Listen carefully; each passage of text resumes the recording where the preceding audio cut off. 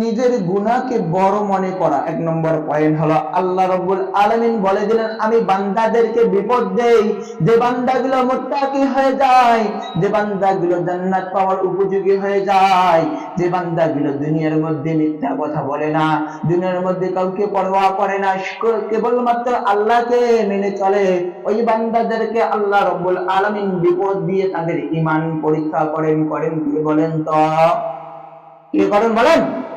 আল্লাহ করে। আল্লাহ রাব্বুল আলামিনের চমৎকার হাদিস, চমৎকার ব্যাখ্যার মধ্যে চলে আসি। রাসূল করিম সাল্লাল্লাহু আলাইহি সাল্লামের হাদিস একটু খুলে দেখেন কত সুন্দর করে হাদিসটুকু ব্যাখ্যা করেছেন। এই হাদিসগুলো আমাদের জানা অত্যন্ত গুরুত্বপূর্ণ এবং জরুরি। কি বলেন তো? গুরুত্বপূর্ণ এবং জরুরি। এই হাদিসগুলো আমাদেরকে জানতেই হবে। কি হবে বলেন তো?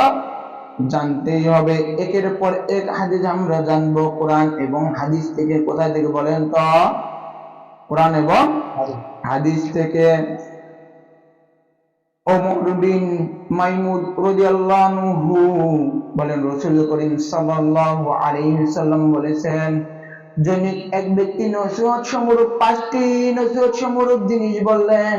5টি জিনিসের পূর্বে বিরাট সম্পদ মনে করো বলেছেন কে? মুহাম্মদ সাল্লাল্লাহু আলাইহি ওয়াসাল্লাম। 5টি জিনিসের মূল্যায়ন দাও, 5টি জিনিসের রক্ষণাবেক্ষণ করো। 5টি জিনিস তোমার যখন সময়ের মধ্যে চলে আসবে, তোমার হায়াতের মধ্যে চলে আসবে, এই 5টি জিনিসের তুমি মূল্যায়ন করবে, তোমার জীবন সুন্দর হয়ে যাবে। এই 5টি জিনিস যদি মূল্যায়ন করো, তোমার জীবন যদি পরিচালনা করো, আল্লাহ রাব্বুল আলামিন বলে দিয়েছেন এই উম্মতদেরকে ওয়েলকাম বার্তা জানিয়ে দাও। 1 নম্বর হলো বৃদ্ধ হওয়ার পূর্বে যৌবন কালকে স্মরণ করো। তোমরা এখন বৃদ্ধ হয়ে গেছো বাবাজি, তুমি এখন বৃদ্ধ হয়ে গেছো, একদিন কালে তুমিও যুবক ছিলা। যুবক অবস্থায় তুমি কতটুকু ইবাদত করেছো, কতটুকু দাসত্ব করেছো আল্লাহর। ওই যুবক অবস্থায় তুমি কতটুকু খারাপ কাজ করেছো, কতটুকু নেকি অর্জন করেছো, এই কথা চিন্তা করতে হবে বলেছেন কে? মুহাম্মদ সাল্লাল্লাহু আলাইহি সাল্লাম। তোমরা যখন যৌবনের শক্তি থাকে, তোমরা যখন রুকু করতে কোনো তোমাদের কমতি হবে না। তোমাদের যখন যৌবনের শক্তি থাকে, তোমাদের সিজদার মধ্যে থাকলে কোনো কমতি হবে না। তোমরা যখন থাকতে পারবে, যখন যৌবন ফুরে যাবে, বৃদ্ধ হয়ে চলে আসবে, তোমার বয়সটুকু 40-এর এনাফ হয়ে গেছে, 40 পার হয়ে গেছে, এ সময় রুকু করতে কষ্ট হবে, সিজদা করতে কষ্ট হবে, নামাজে দিতে কষ্ট হবে, রুকু করতে কষ্ট হবে।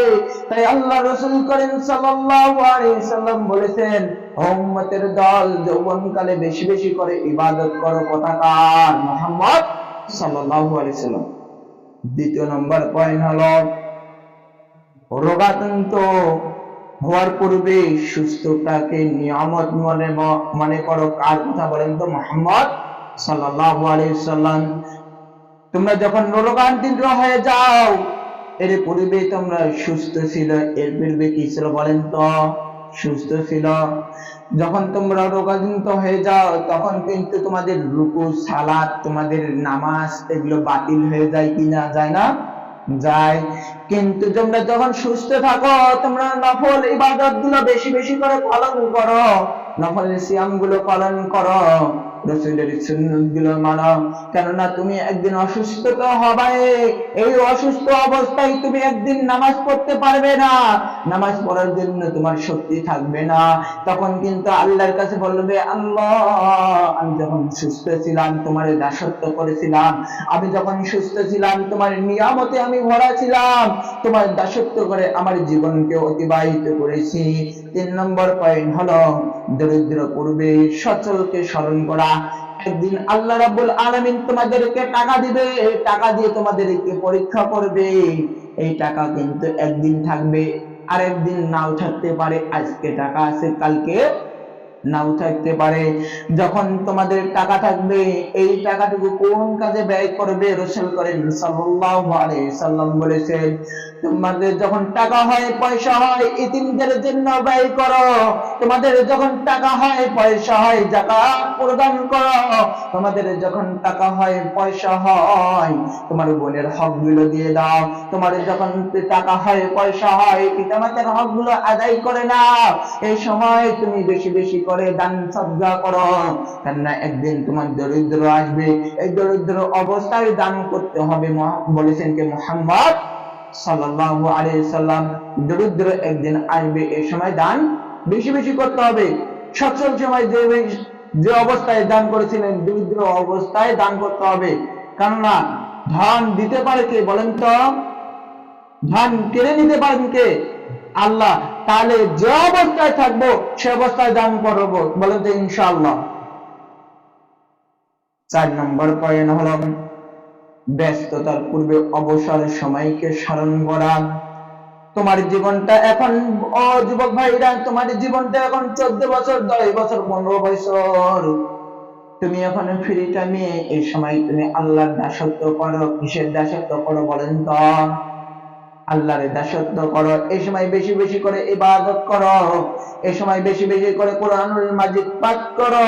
কেননা তোমার বয়সটা যখন ঊর্ধ্বে যাবে, তোমার বয়সটা যখন 20 থেকে 25 বছর আসবে, তখন কিন্তু সংসারের চাপ আসবে, তখন পরিবারের চাপ আসবে, তখন তোমার মধ্যে দায়িত্ব আসবে, তোমার মধ্যে নৈতিকতা আসবে, তোমার মধ্যে তোমার পরিবারকে পরিচালনা করতে হবে।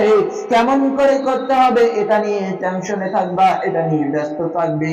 তাই রাসূলের হাদিস বলেছে, ব্যস্ততার পূর্বে অবসরের সময়ে কোরআন পড়ো, অবসরের সময়ে জ্ঞান অর্জন করো, অবসরের সময়ে বেশি বেশি করে জিকির করো, অবসরের সময় বেশি বেশি করে নফল সিয়াম পালন করো, অবসরের সময় বেশি বেশি করে নফল ইবাদত করো, অবসরের সময়ে বড়দেরকে জ্ঞান প্রদান করো, ছোটদেরকে জ্ঞান প্রদান করো। 5 নম্বরে পয়েন্ট হলো মৃত্যুর পূর্বে হায়াতকে স্মরণ করা। কি করা বলেন তো? মৃত্যুর পূর্বে কি করা বলেন তো? হায়াতকে স্মরণ করা। এমন কোন লোক আছে দেখেন মেডিকেলের মধ্যে শুয়ে আছে আর আল্লাহকে বলছে, আল্লাহ আমাকে যদি হায়াতে তৈবা দিয়ে দাও, আমি আর জীবনে পাপ করব না, আমি আর জীবনে অন্যায় করব না, আমি আর জীবনে অত্যাচার করব না, আর জুলুম করব না। আল্লাহ তুমি আমাদেরকে একবার ফিরিয়ে দাও, আল্লাহ তোমার গোলামকে একবার ফিরে দাও।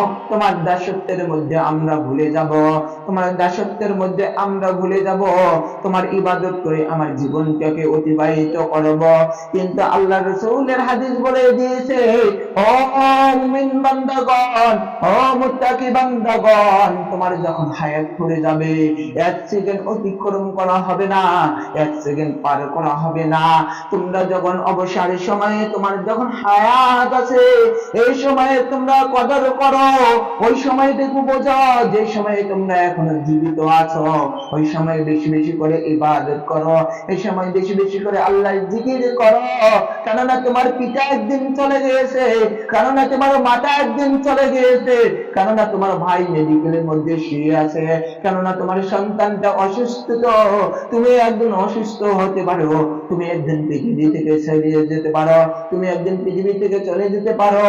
তাই আসো মুরব্বী বাবাজি, যুবক ভাইরা, ও মুরব্বী বাবাজি, ও যুবক ভাইরা, পর্দার আড়ালের মা ও বোনেরা, তোমাদের যখন হায়াত থাকবে, এই হায়াতের জিন্দেগি যতক্ষণ পর্যন্ত আছে, ততক্ষণ পর্যন্ত তোমরা এই জিকির করো আল্লাহর, ততক্ষণ পর্যন্ত আল্লাহর কুদরতি নিয়ামত দাও, ততক্ষণ পর্যন্ত আল্লাহর শুকরিয়া গাও, ততক্ষণ পর্যন্ত আল্লাহর নিয়ামত দাও, যতক্ষণ পর্যন্ত তোমার হায়াত আছে। বলেছেন কি মুহাম্মদ সাল্লাল্লাহু আলাইহি সাল্লাম।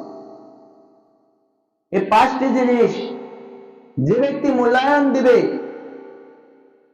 এই 5টি জিনিস যে ব্যক্তি কদর করবে, তাকে মনে রাখবে, স্মরণ করে জীবন জীবিকা নির্ধারণ করবে, ওই ব্যক্তির জন্য জান্নাতুল ফিরদাউস নজিলা দান করবেন। চিন্তা সুবহানাল্লাহ।